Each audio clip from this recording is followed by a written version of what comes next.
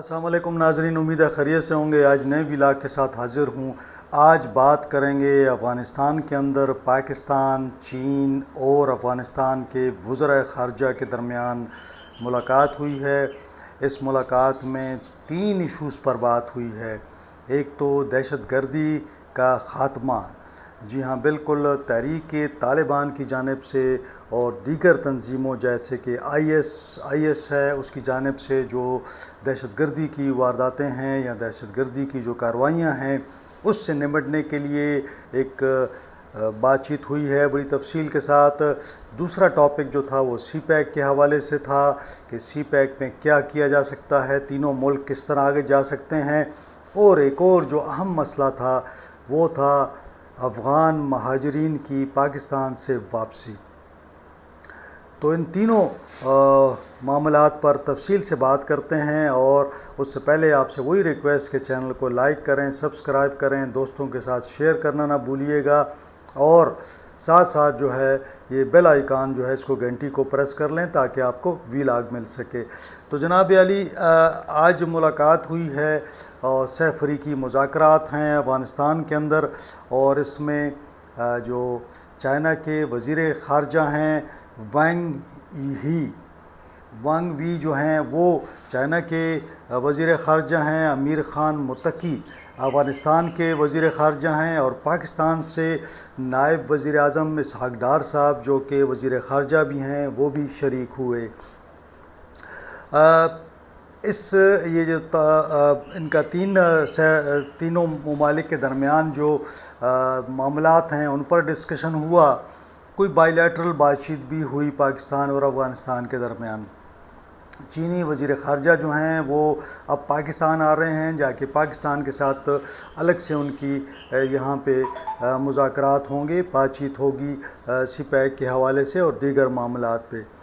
अब जो सोर्सेस बताते हैं अफ़गानिस्तान से, अफ़गान हुकूमत से कि जो टॉप प्रायोरिटी थी इसके अंदर यकीनन वो दहशतगर्दी के हवाले से थी और इस पर तफसील से बात हुई कि किस तरह दहशतगर्दी को ख़त्म किया जा सके।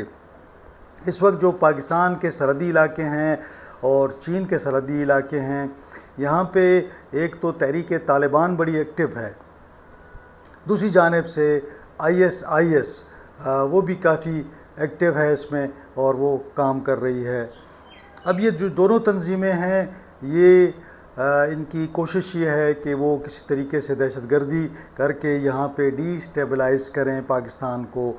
चाइना की प्रायोरिटी ये है कि चाइना चाहता है कि वो पाकिस्तान के साथ साथ अफ़गानिस्तान में भी CPEC को लेके जाए।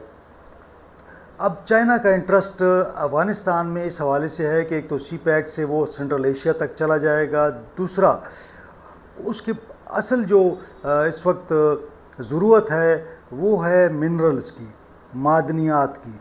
जी हाँ बिल्कुल, मादनियात जो हैं अफ़गानिस्तान माला माल है लेकिन वहाँ पे एक्सप्लोरेशन नहीं है सिवाय कोयले के। अगर आप देख लें तो वहाँ पे बाकी किसी चीज़ को अभी तक एक्सप्लोर नहीं किया गया।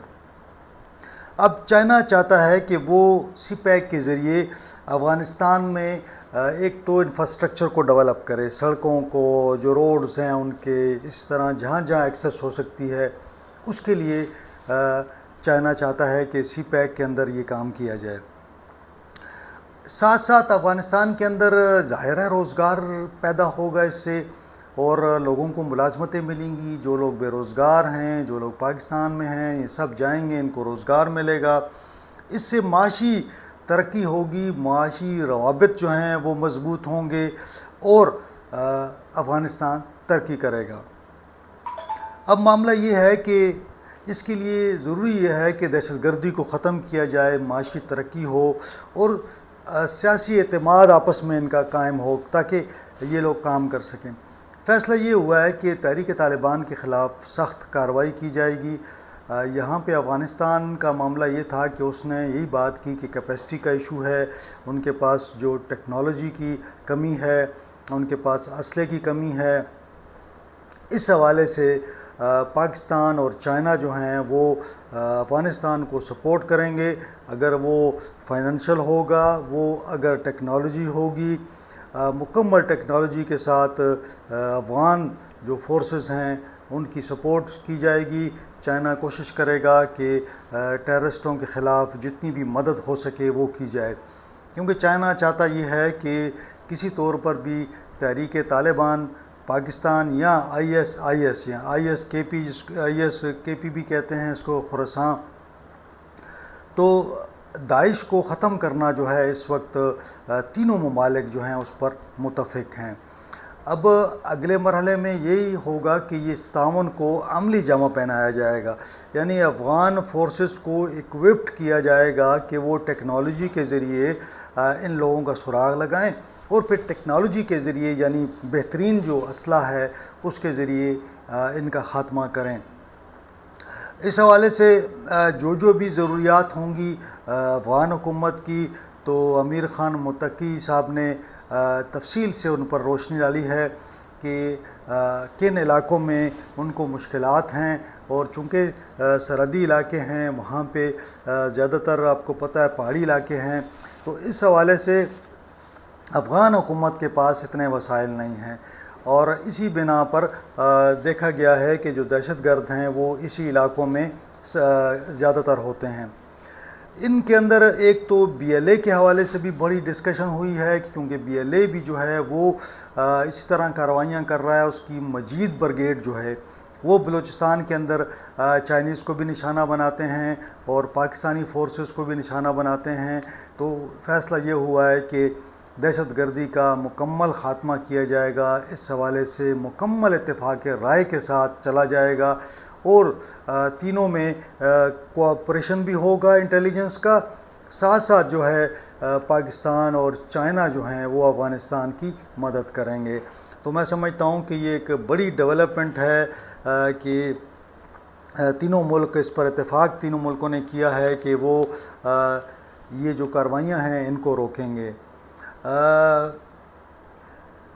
इसके अलावा जो जिस चीज़ के लिए मैं ज़्यादा बात करना चाह रहा था वो अफ़गान महाजरीन की पाकिस्तान से वापसी के हवाले से है। जैसे कि आपको पता है कि पाकिस्तान ने 1 सितंबर की डेडलाइन दे रखी है। 1 सितंबर के बाद अफ़गान महाजरीन, चाहे उनके पास POR कार्ड हो, चाहे उनके पास अफ़गान रजिस्ट्रेशन हो उनके पास, या वो इलीगल हों, उन सब को निकाला जाएगा। सिर्फ पासपोर्ट और वीज़े जिनके पास होंगे वो पाकिस्तान में रह सकेंगे। आज जो मुलाकात हुई है उसमें पाकिस्तान ने दहशतगर्दी और CPEC के साथ साथ अफ़गान महाजरीन की वापसी के हवाले से भी बात की है, और अफ़गान हुकूमत पर ज़ोर दिया है कि वो पाकिस्तान से जाने वाले लाखों अफराद के लिए वहाँ पे बंदोबस्त करे। पाकिस्तान में लाखों अफ़गान महाजरीन कई दिहाइयों से मुकीम हैं। पाकिस्तान ने ये जो फ़ैसला किया है इसी तनाज़र में किया है कि अब मज़ीद इनका रहना यहाँ पे मुमकिन नहीं है। अफ़गान हुकूमत को बताया गया कि पाकिस्तान ने ये फ़ैसला बहुत मजबूरी में किया है, क्योंकि हम मज़ीद बर्दाश्त नहीं कर सकते ये बोझ। तो अफ़गान वज़ीर ख़ारजा ने कहा है कि अफ़गानिस्तान अपने शहरियों की वतन वापसी के लिए तैयार है, लेकिन इस अमल को मुनज़्ज़म और मरहलावार होना चाहिए ताकि वापस आने वालों के लिए रोज़गार और रिहाइश के इंतज़ामात मुमकिन हो सकें। उनका ये कहना था कि पाकिस्तान बेशक लोगों को भेजे, लेकिन एक मुनज़्ज़म तरीके से भेजे, ऐसा ना हो कि एक ही दम सारे के सारे रवाना कर दिए जाएं। तो पाकिस्तान ने यकीन दिलाया है। फिर दूसरा, अफ़गान हुकूमत ने और अफ़गान वज़ीर ख़ारजा ने यह भी कहा कि ये हमारे लोग हैं और हमें एहसास है कि पाकिस्तान ने इनकी बड़ी मेहमान नवाज़ी की है और कई सालों तक अपने पास रखा है। उन्होंने ये भी कहा कि जो महाजरीन की आबादकारी है ये मरहला एक मुश्किल मरहला है, क्योंकि पाकिस्तान का ख़्याल ये है कि 50 लाख के करीब अफ़गान महाजरीन यहाँ पे मुकीम हैं। तो अफ़गान वज़ीर ख़ारजा मुत्तकी साहब का कहना था कि 50 लाख अफराद को फ़ौरी तौर पर एडजस्ट करना बहुत मुश्किल काम है। उसके लिए उन्होंने रिक्वेस्ट की है आलमी बरादरी से कि आलमी बरादरी जो है वो आए और हमारे साथ ताउन करे। UNHCR और दीगर इदारों से भी कहा गया है कि वो भी यहाँ पर मदद करें और किसी तरीके से, ताकि इन लोगों को सहूलियात फराहम की जा सकें। पाकिस्तान के वज़ीर ख़ारजा ने वाज़ेह किया है कि पाकिस्तान ने कई दहाइयों तक अफ़गान भाइयों की मेज़बानी की है, लेकिन अब मुल्क के माशी और सिक्योरिटी हालात जो हैं इस बात की इजाज़त नहीं देते कि लाखों गैर कानूनी अफराद को मज़ीद रखा जाए, क्योंकि सिक्योरिटी के हालात काफ़ी ख़राब हो चुके हैं। पाकिस्तान ने ज़ोर दिया है कि इनकी वापसी के लिए काबुल हुकूमत जो है वो अपना किरदार अदा करे। चीन ने भी दोनों ममालिक के दरमियान पुल का किरदार अदा करते हुए कहा है कि वो इस हवाले से तावन के लिए तैयार है। अफ़गान हुकूमत जो भी तावन चाहेगी, चीन उनके साथ मुकम्मल तावन करेगा। लेकिन मामला ये है नाज़रीन कि अफ़गान महाजरीन की जो वापसी है एक बहुत बड़ा चैलेंज है अफ़गानिस्तान के लिए, और पाकिस्तान के लिए भी एक बहुत बड़ा चैलेंज है कि यहाँ से किस तरीके से इनको एक अच्छी फ़ज़ा में और एक अच्छे हालात में इनको वापस भेजा जाए। मैं समझता हूँ कि अगर अफ़गान महाजरीन वहाँ जाते हैं और उनको वहाँ पे रिहाइश का, खाने पीने का, रोज़गार का तो फ़ौरी तौर पर मुमकिन नहीं होगा, लेकिन वहाँ पे जो उनकी आर्जी रिहाइश होगी और खाना पीना होगा, मेरा ख़्याल में कि उसके लिए बड़ा ज़रूरी है कि वहाँ बंदोबस्त किया जाए। और पाकिस्तान भी यही चाहता है कि ख़त्ते में इस्तेहकाम आए और तावन बढ़े। तो मेरे ख़्याल में कि अब ऐसा मौका है कि जूँ 1 सितंबर करीब आ रही है, अफ़गान जो हमारे दोस्त हैं उनके अंदर एक बेचैनी और खौफ भी पैदा हो रहा है। तो मेरे ख़्याल में कि खौफ पैदा करने की ज़रूरत नहीं है। जो लोग वहाँ पे उनके घर हैं या वहाँ पे उनके रिलेटिव्स हैं या वो समझते हैं कि वहाँ पे उनके लिए कोई बंदोबस्त है, तो वो तो मेरे ख़्याल में उन्हें पहले उसमें निकल जाना चाहिए। पीछे रह गए वो लोग जो जिनका कारोबार है यहाँ पे, जिनकी ये जायदादें हैं, ज़ाहिर है उनको डिस्पोज़ ऑफ करने में टाइम लगेगा, और अभी अगर वो औने पौने दामों बेचते हैं तो उनके लिए ये नुकसान होगा। तो उनको एक प्रोसेस के तहत वो मेरा ख़्याल में कि अगर एक हुकूमत ये कर दे कि हाँ ऐसे लोग जिनके लिए कोई इशूज़ हैं तो वो थोड़े दिनों बाद अगर वो चले जाते हैं, तो मेरा नहीं ख़्याल कि 50 लाख को एक ही दिन निकाल दिया जाएगा, ये मुमकिन नहीं है। अब रज़ाकाराना तौर पर लोग जाना शुरू हो जाएंगे, फिर आहिस्ता आहिस्ता जो है मेरा ख़्याल में कि ज़्यादा जो ज़ोर डाला जाएगा वो सिंध, पंजाब, इस्लामाबाद से डाला जाएगा कि वहाँ से हुकूमत की पॉलिसी है कि पहले मरहले में सिंध को खाली किया जाए, पंजाब को खाली किया जाए और इस्लामाबाद को खाली किया जाए। तो ये पहला मरहला होगा, और दूसरे मरहले में फिर खैबर पख्तूनख्वा और ज़्यादा जो ज़ोर होगा बलूचिस्तान में होगा, ताकि यहाँ से लोगों को निकाला जाए। मेरा नहीं ख़्याल कि कोई इतनी बड़ी ज़्यादा सख्ती होगी, लेकिन ये है कि जहाँ पे भी कोई पकड़ा गया तो ज़ाहिर उसको डिपोर्ट कर दिया जाएगा।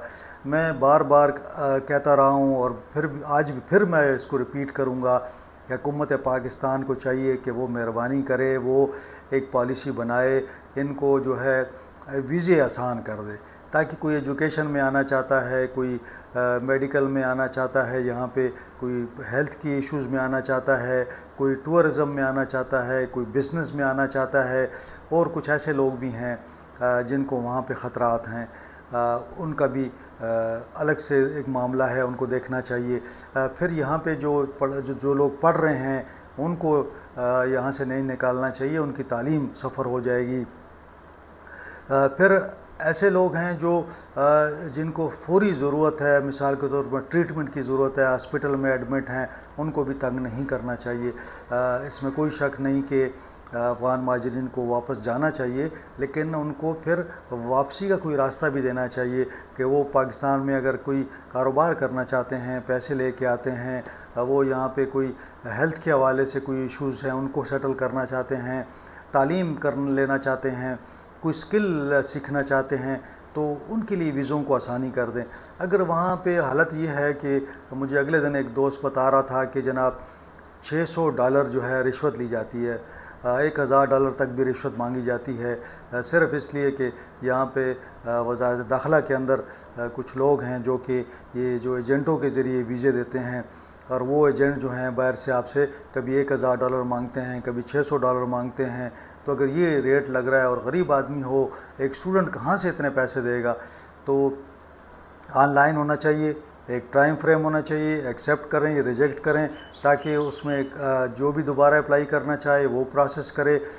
फिर वीज़ा फ़ीस आप मुकर्रर कर दें, लोग वीज़ा फ़ीस देंगे और उस वीज़ा फ़ीस के तहत वो पाकिस्तान को इनकम भी आएगी और पाकिस्तान को मालूम भी होगा कि ये बंदा कहाँ पे है। अक्सर यही हम कहते हैं कि इल्लीगल लोगों का पता नहीं चलता, वो क्राइम में मुलविस होते हैं, फिर उनका डेटा पाकिस्तान के पास नहीं होता। तो अगर आपके पास पासपोर्ट हो और वीज़ा हो तो आप कहीं भी छुप नहीं सकते, तो आपका डेटा अवेलेबल होगा। मेरा ख़्याल में कि हुकूमत को चाहिए कि ये जो लोग एजेंट हैं इनको फौरी तौर पर क्रैक डाउन करें, इनके ख़िलाफ़ इनको गिरफ़्तार करें, और ये जो पैसे लेकर वीज़े दे रहे हैं इनका मुहासबा ज़रूरी है। इतनी बदनामी पाकिस्तान की इस हवाले से हो रही है कि मुझे अक्सर अफ़गान जो दोस्त मिलते हैं वो यही बताते हैं कि जनाब पैसों के बगैर पाकिस्तानी वीज़ा नहीं मिल रहा। तो ये बड़ी हमारे लिए शर्म की बात है, अफसोस की बात है, और मैं इसको कहूँगा कि काबिल मज़म्मत है कि गरीब जो लोग हैं अफ़गान, उनसे हम इस तरह पैसे लेते हैं। तो इस सूरत हाल को मेरा ख़्याल में कि फ़ौरी इसको चेंज करना चाहिए और हमें चाहिए कि इस प्रोसेस को आसान करें।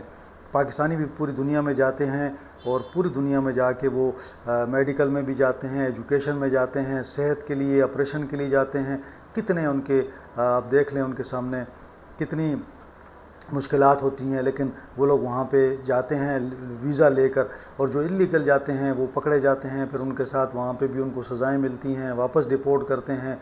तो हमें भी सोचना चाहिए कि जिस तरह हमारे लोग पूरी दुनिया में मुख्तलिफ़ ममालिक में रह रहे हैं, तो अगर अफ़गान भाई और बहनें यहाँ पे आके अगर वो कोई काम करती हैं, रहते हैं यहाँ पे, तो उनको भी वही फैसिलिटी मिल चाहिए। पूरी दुनिया चूँकि ग्लोबल विलेज बन चुकी है और पूरी दुनिया जो है इसी तरह सफ़र भी करती है, तो हमें उन पर एतमाद करना होगा।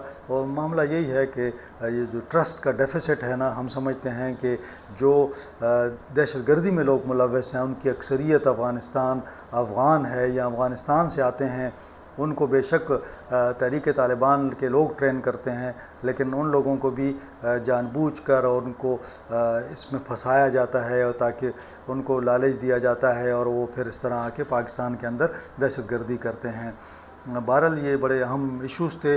मुझे उम्मीद है कि आपको ये व्लॉग पसंद आया होगा, और आप इस हवाले से कोई भी तजवीज़ हो, कोई भी आपके कमेंट्स हों, आप मेहरबानी करें वो कमेंट्स में लिखें ताकि उस पर हम तफसील से बात कर सकें। उसके अलावा भी अगर कोई इंडिविजुअल इश्यूज़ हैं तो उसका भी ज़िक्र करें ताकि उसको भी हम वो काम तक पहुंचा सकें। आज के लिए इतना ही। इंशाल्लाह अगले व्लॉग में आपसे मुलाकात होगी। अपना ख्याल रखें, अपनी फैमिली का ख्याल रखें। मुझे इजाज़त दें। अल्लाह हाफ़िज़।